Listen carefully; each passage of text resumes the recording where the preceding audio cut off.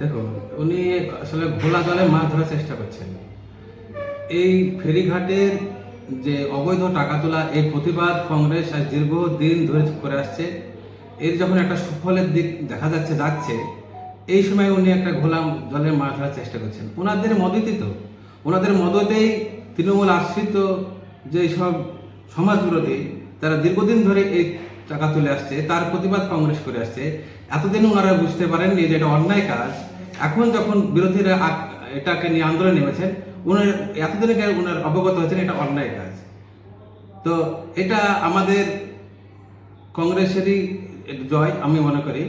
এবং ওনাদের এই ঘাট নিয়ে যে কোনো টাকা তোলার যে একটা পরিকল্পনা, এটা ওনারা দীর্ঘদিন ধরে ওই আপনার বিভিন্ন ভাগে, আমি যা জানি, তারা একটা ঘাটকে হয়তো 7 দিন, 2 দিন, কেউ 3 দিন, কেউ 5 দিন, এইভাবে একাধজন নেতার ঘাড়ে দেওয়া হতো এবং তারা সেই টাকা তুলে সেই সমাজ বিরোধীদের মাধ্যমে টাকা তুলে তারা সেই বিভিন্নভাবে আয়েশ করতেন।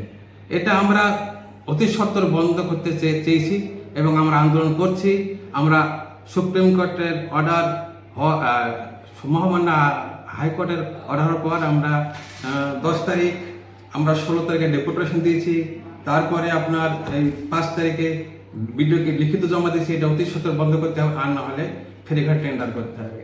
এটা ওনারা বুঝতে পেরেছেন যে এর একটা শুভ হতে পেতে চলেছেন, তাই উনি অতি সত্য তার তড়িঘড়ি করে বিডিওকে দিয়ে একটা চিঠি করে দেখা চাচ্ছেন যে এটা না, এটা আমাদেরই কর্মের ফল।